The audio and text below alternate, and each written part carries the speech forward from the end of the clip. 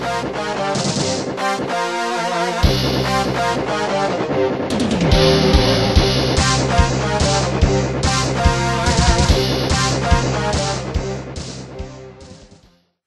is Water Elemental. And this is Axis. With Jolly Green. And we are here today to talk about League of Legends. This is an interesting show we do. Every week or so we talk about a particular game, League of Legends. It's free. Try it out if you have not. If you're listening to the show and you haven't played League of Legends, it's kind of weird, but won't judge you. Nice guy. Got a couple of things this week. Just came out minutes ago. Just finished editing our first draft, and Yorick's abilities. So I'm going to take a look at that. Couple of champions from E3 we will be looking at. And new skins. Well, new skin and some couple of sales. So we'll take a look at all of those things this week. The first thing, I bet you everyone is hurting to talk about this. Is a fresh new concept, fresh new champion. Yorick, the Gravedigger. He is a beastly mofo. I thought he'd be like some old, like, swamp hag or something like that. This dude is as big as Mundo. He's massive. Looks like he could be a relative, too, and boy, does he look powerful on paper. Yeah, let's talk a little bit about his abilities. Got a couple of them, actually. They're very, very interesting and diverse, filled with beauty. And magic and wonder and flowers. A couple of his abilities here. First one is called Omen of War. Yorick's next attack will deal bonus physical damage and summon a spectral ghoul that deals additional damage and moves faster than Yorick's other ghouls. While the spectral ghoul is alive, Yorick will move faster as well. The next is Omen of Pestilence. Yorick summons a decaying ghoul that arrives with a violent explosion, dealing damage and slowing nearby enemies. While the decaying ghoul is alive, nearby enemies continue to be slowed. The next is called Omen of Famine. Yorick steals life from his target and summons a ravenous ghoul that heals Yorick for the damage it deals. His ultimate is called Omen of Death. Yorick conjures a revenant in the image of one of his allies. If this ally dies while its revenant is alive, the revenant sacrifices itself to reanimate them and give them time to enact vengeance. His passive is called Unholy Covenant. Yorick's attacks deal more damage for each summon that is active. Meanwhile, Yorick's ghouls deal some percentage of Yorick's attack damage and have some percent of his total health. Very interesting skill set. Again, it's got a double effect on almost all of his abilities. Sort of like Orianna. Sort of like Orianna, sort of like Sauna.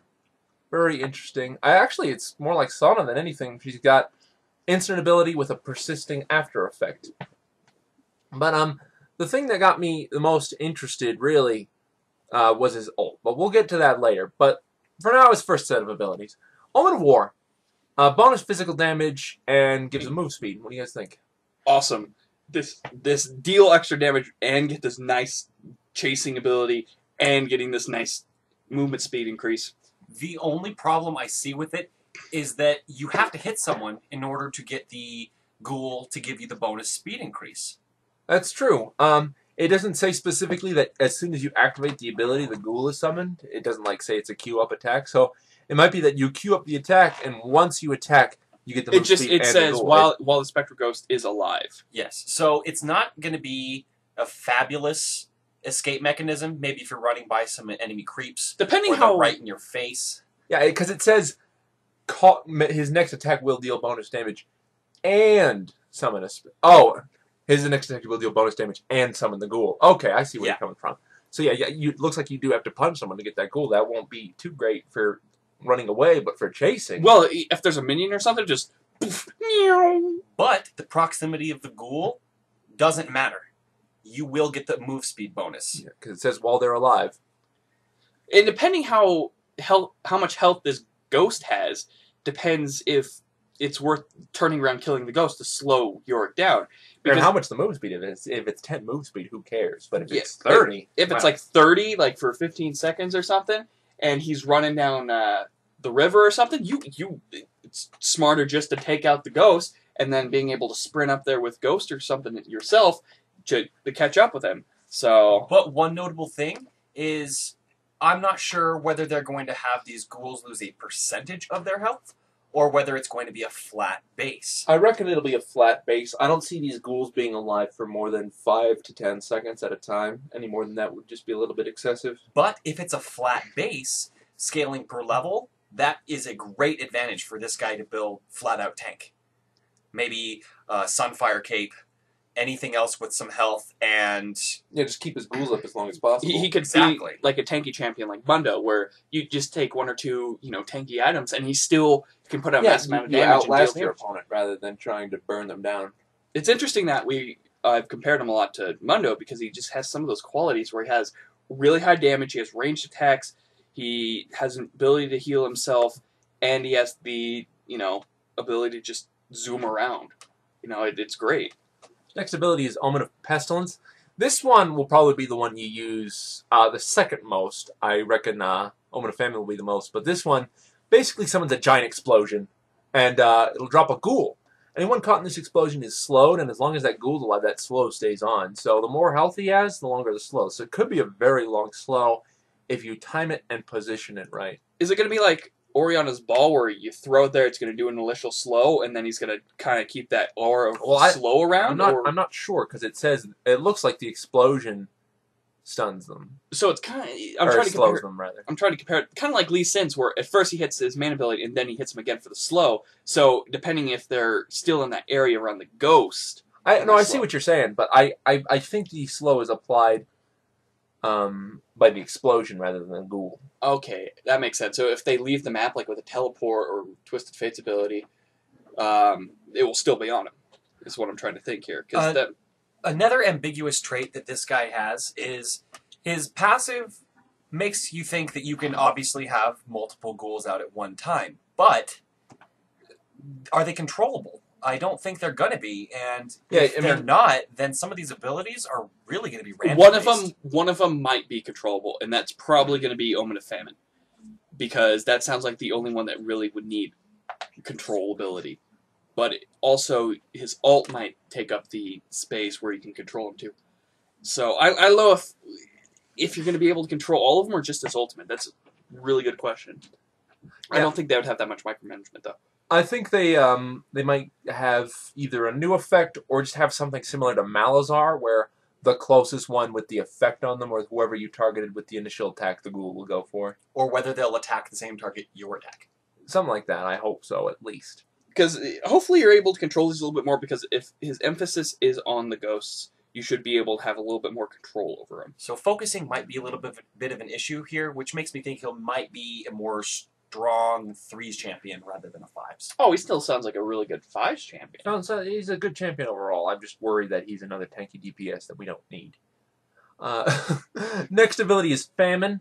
Summons a ghost after he does a targeted lifesteal, and it heals him for the damage it does. This is probably his most simple ability. Just bam! Lifesteal, life drain from range. I assume it's from range. And this ghoul goes over and punches stuff and gives you life. This looks like it's going to be the ability you choose first. Yeah, this is going to be the spammer. Okay, do you really need to move faster, or do you want to get that lifesteal and stay in that lane more? Absolutely. And on the initial hints they gave us about him, they hinted that this thing might actually have 100% lifesteal on it. Well, that was IGN. You know how much we trust that place. Not after the Jarvan Mount. I trust him a lot. No, you don't. They're my favorite in the world. But another thing that Riot also mentioned was whether or not he has his ghouls up or not, he's still going to be a formidable force. I don't believe that. Looking at his passive, these ghouls are either going to do a lot of damage, and the passive's not going to scale a lot at all, or these ghouls are going to do nothing, and his passive is going to be completely OP. I'm not sure how it's going to work, but... This is the champion that needs one of those live demos like they did with Vayne. Vayne didn't really need one. This champion would probably be the one to do it with. He's got a lot of questions. I'm excited to see him. Next ability is Ultimate, probably the one everyone's talking about. Omen of Death. Basically what it's looking like is it summons a creep on whichever ally you choose. Same stats, same everything. Goes around and punches things based on what you choose. And then if the person you summoned it from dies, ghoul dies and the other person... reses. Now the thing that makes me think is that it sacrifices itself to give them time to enact vengeance. It doesn't say just reses them. just says gives them time after they've been reanimated, which makes me think it's not a free get out of jail free Zillion ult. I think it gives them a timed lifespan. Like after they die, they pop back up for a couple of seconds, maybe even like 10 or 15. Kind of like Cogma. Punch someone and then die. That's what I think. When I read this ability, that's what I thought. And actually, I hope it works that way, or else this is just Mordekaiser plus Zillion. Yeah, so it gives them a better ult than 2 champions, which is really kind of an FU to them. Exactly, because this guy, the copy comes out immediately. Yeah, there's no timing, there's no strategy to it. I mean, there might be some strategy in effective health and timing cooldowns, but not nearly as much as, let's say, a Zillion ult or a Mord ult. They don't put a picture up of him copying a champion, so I don't know if it's going to be an exact duplicate like Shaco, or is it going to look more like Children of the Grave? Yeah, it's probably going to look like Children of the Grave or something. It could be a clever deception tool if it is a clone copy. And in the fan art, it actually looks just like a transparent ghost rather than an actual copy. Well, there you go. That's too bad. But yeah, I mean, there's a lot of possibilities. He'll have the ability to cause a lot of chaos, control a battlefield, but if you're using his abilities improperly, I reckon you'll be able to get outflanked and killed very easily. If you try to overextend or try to overcontrol a lane, if you push too far one direction with all your ghouls, you're going to leave your back open. You're just going to get obliterated. Or one thing I was thinking, though, is maybe using like the Omen of War, put it inside a bush while you're kind of laning alone, and for that 15-second duration, you have sight in that bush area. That's true. I mean, there's a lot of possibilities, but I think there'll be a very strong risk versus reward system where, okay, I don't want to use this cooldown, but I want to use this cooldown. I don't want to waste this, but at the same time, I don't want to get ganked. It also depends on how far he can put him. And his cooldowns are probably going to be massive, so CDR is going to be a must on this guy. Indeed. So we're excited to see what's going on with him. But that's enough time for me. Jolly Green, signing off. Bye. Goodbye. Goodbye. Have fun at the laundry mill or wherever. Moving on to other news. And speaking of other champions, at E3 last week, they announced 2 other champions that will be trickled out at the course of the year. They're not going to come out right after Yorick. They're probably going to be 2 or 3 champions apart between the 2. Yeah, this is very interesting. First of all, the one that I'm sure everyone's talking about is that that girl, the female tank. Very first female tank. I mean, something the game needs, obviously, but this kind of bothers me in that Yorick, they've said, is going to be a tanky DPSer. She's going to be a tank, and then the champion actress is going to be a tanky DPS. We really don't need more tanky DPS, and I get that there's going to be champs in between, but it's kind of bothersome that the 3 they chose to go with were all the same thing that they've always said. Hey, these are too strong. We're trying to nerf them, and instead they keep pumping out more and more of them. So it's kind of it's like a weird contradiction. It feels hypocritical, which is kind of a bummer. Yeah, Leona, she seems interesting though. She looks like a paladin of some sense. She's all fiery. Super Kale 2.0, and then we have Skarner. Sand King is what he is, and I'm super excited. Sand King in Dota, if you guys have played, he was one of my favorite champions to have on my team. I mean, he's great. He had that sort of ambushy destruction field where he could set things up and control the battlefield and CC an entire team if he was smart about it. Just a very fun champion, and I hope they sort of bring back that idea with this this guy here. When they were talking about how he might impale people and drag them around on his head, that'd be so cool. His ultimate would be like just choose someone and impale him, and as he's walking around, you take a small amount of dot, and then he drops them. It drops, so you just pick somebody up, drag them over to your team, set them down. All right, go ahead, guys, dig in, bring it to a tower. So I think something like that, where it's just kind of goofy but still really powerful, I think it is a great addition. And that's the champion of the 3 that I'm actually looking forward to the most. I want to see if he has like some sort of burrow where it kind of does like a Vladimir Sanguine pool. Where well, yeah, what they had in Dota is he would make a sandstorm, right? Mm-hmm. And he would be, he'd have to be stationary, so like any CC would knock him out of it, but it'd have to be an AoE CC. But he would make a sandstorm, and it would damage anybody around him, and he'd be invisible. So it you knew where he was, but it was kind of a gamble to go towards him, which I really liked. Yeah, but these are 3 champions coming out soon. We're excited to see what's going on. they're a new change of pace. We like new changes of pace here at Spazticgaming, so hopefully they're not a disappointment. Oh, yes. We've had several disappointments in the past. Dun, dun, dun, dun. In other news, we have one new skin coming out for the celebration of DreamHack, and that is Viking Trirandamir. Viking Tryhard? No, Viking Tryndamere. Another Tryndamere skin.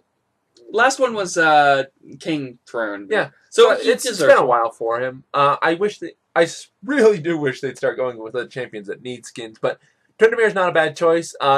Very detailed skin. A lot of people are comparing it to Highlander Tryndamere, but Viking Tryndamere is just so darn detailed. I don't like it. I like this skin, which is rare for me to say, Tyrandamere skin, but it looks nice. It's very high detailed. I like the sword, personally. It does. The sword looks really nice. And to obtain this, you either can get it for free if you're a DreamHack, which would cost thousands of dollars, so it's not really free, or you can pick it up at the store during the event. So it's going to be probably like Riot Shield. If you get your, you can get your hands on it if you want it. Yeah, Riot Shield's Singe work the same way. So hopefully he's out for a short amount of time, so people that want him can pick him up. Keep your checkbooks ready. People still take checks. So we got a couple of skins on sale this week. Veigar, Ashe, and Twitch. Veigar and Twitch skins, fantastic looking, excellent skins.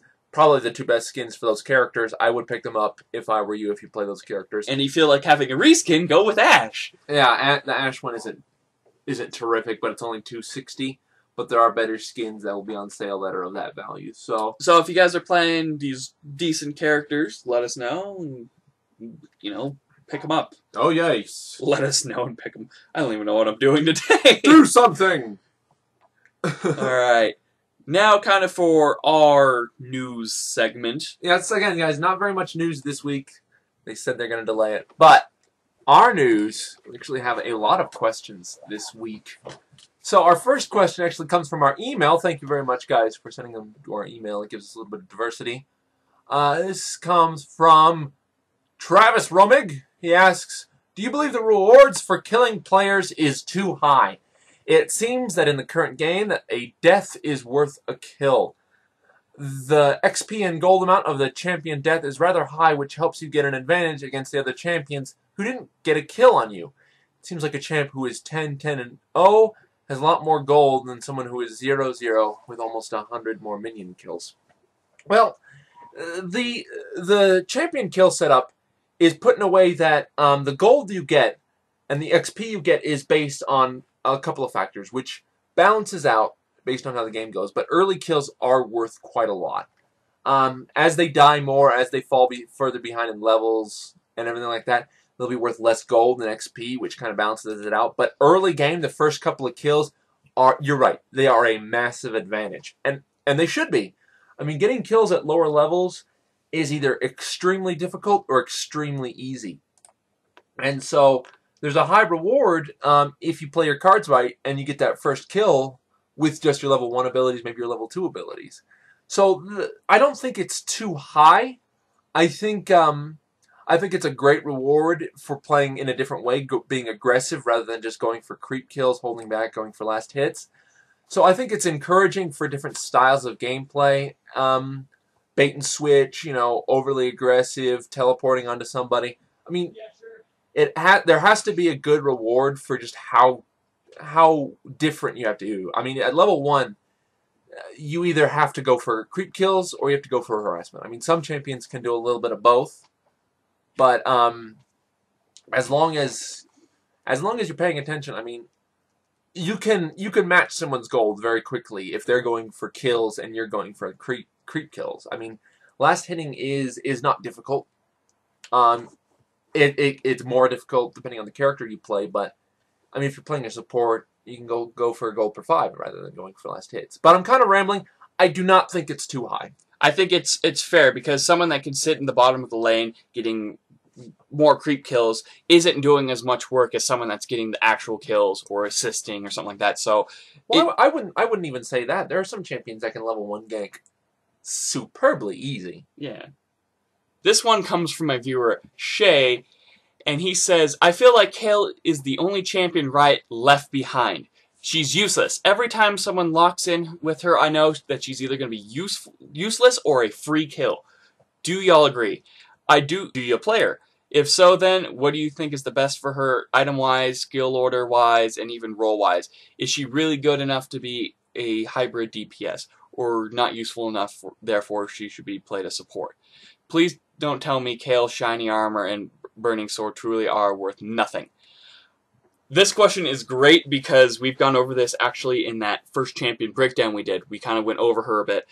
I think Kale is a little underpowered at this point in time, but she's not useless. It's just how you use her. She's really great because there's so many items that will synergize with her, and she's really easy to pick up, but she's really hard. I do have to admit she is kind of buggy with her Flamey Sword of Doom, and when it's activated, her pathing gets kind of bugged every once in a while, I've noticed, and I haven't played her lately because of that.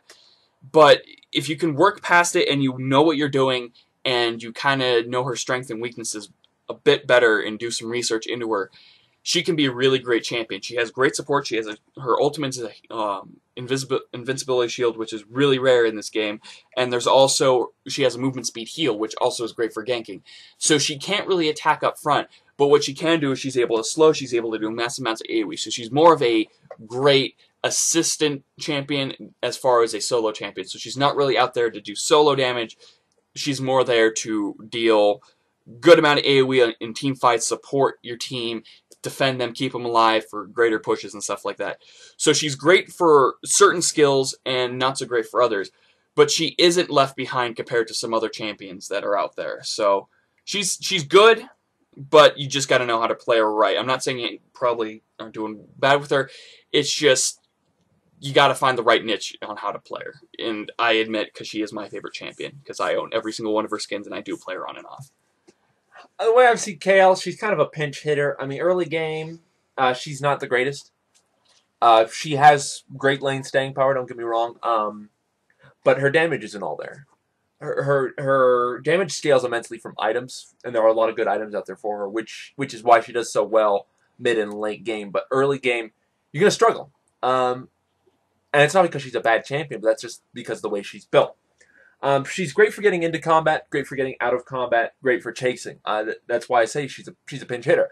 When you come in, she's probably not going to be the powerhouse behind the whole movement, but she's going to be there with her heal. I mean, move speed in combat is probably one of the greatest things ever. So she has abilities to catch up, abilities to slow down, and then things that just pretty much reverse the role of combat. So she becomes, in effect, she changes up the battlefield while being able to put out a good amount of ranged AoE. So, again, scales a lot better. She gets a lot better as the game drags on longer and longer. But early game, you're going to struggle a little bit. So you just have to be very aware. And maybe change up your build early game, just based on survivability, maybe a little bit of damage, just so that way you can get that early farm, that early gank, something, just so that way you can transition into mid and late game a little bit easier. And I think you'll do a lot better off with her. Next question comes from Global Economist Authority. He says, star, star, star, star. Okay, they get it. Just go. Mentalgen, I must pose a query which requires your insight. What champion class do you think is not represented strongly enough in the current Fives metagame? And to fix this gap, if you could choose the next champion, what would it be and how would it look thematically? So, basically what you're saying, based on the current meta, what sort of champion type, I'm assuming, would we pick, and what would it look like, basically, and what sort of particle effects it would have? This is really more of a creative question for me, and, you know, everyone always fantasizes, oh, if I could have this champion, if I could have this champion. I think that what the sort of, what the metagame, or not even the metagame, what the game needs, really, in my opinion, is something that's a little bit more random.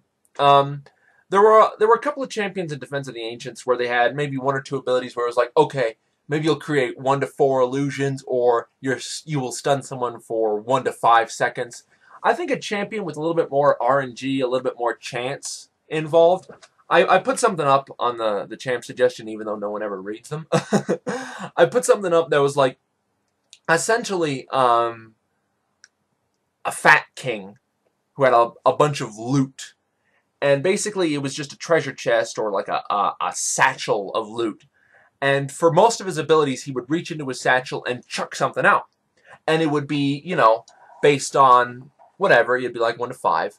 But it would throw it out randomly. And it could be, okay, it deals this much damage, scaling off your ability power, this much damage, scaling off your attack damage, or stuns, plus some of your AP and some of your AD. So I thought it was really cool, and a lot of people thought it was also very, very interesting. I mean, I don't expect it to become a champion, but I think something that maybe is a little bit, something that isn't quite some lean, aggressive soldier, but maybe just a fat guy with a satchel just chucking items at people for random spell effects. Who got sucked into the league on pure accident. Just someone in the league that isn't just like, okay, well, every time I do an ability, it does the same thing. I want a champion that says, okay, every time I press Q, I don't know what's going to happen. It could save my life, or I could fall on my face. I want something that will not only piss people off, but it'll make people go, oh, that is the greatest thing! I can't believe that happened. Something that will... An awe factor. We need more awe factors. Like ah! Or ah! Double awe for me. So that's what I think. I think a lot of people have been requesting it, and there was some in the beta build, is more elemental... The blind monk? More elemental themed champions, because King! Monkey King! No, there's some champions out there that have some really interesting premises that I wish that their style and stuff could be brought back. Voodoo, let's see, I know, I'm gonna say the water elemental champion. You mean Thorn, Blue Annie? Blue Annie, yes. All these different champions that kind of had these great art styles and stuff that were canceled because they didn't fit in the game. Who cares if they don't fit in the storyline of big, muscular guy with giant sword? They look great. They have their own image to them. Just more champions that look like they don't fit in, but yet they have the same art style, and they could do random effects, so they have something odd to them that just gives them that nice little quirk to them that makes them fun. You know, I can't really say that, even though I'm like the game designer of the two. There's just quirks and stuff that make them interesting in their own way. And I would even say, even to make the game a little bit more interesting, is what we've mentioned before, is have those themed games. Give us an option to have games that have themes to them. Yeah, that kind of comes back to the point we made in a previous episode, but we won't get into that, because we'll be rambling for 40 minutes. We're already at 24. We're already going too long. So yeah, guys, those are our questions. Send in more questions to our email at spazticgaming@gmail.com, or post questions below in the comments section. Again, it's been relatively news light, so we'll probably answer more questions than we normally do. So if you want something answered, if you want us to discuss something, or if you just want us to hear some feedback, throw it down. We'd love to hear it.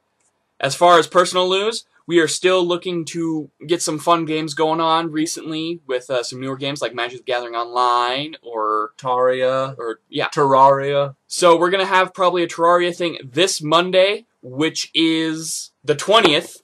And if you want to find out the server name, how to get connected with us, and you can play with us, sign up on our Facebook page. We'll have everything written down for you. Pre-register just so we know how many people are in there so we can get the system ready. And hopefully we can get a good game going. We can get some people on Vent and have some great old fun with that. Yay! So, other than that, this has been Water Elemental. And this has been Axis, and a lot of good questions this week, guys. Keep it up.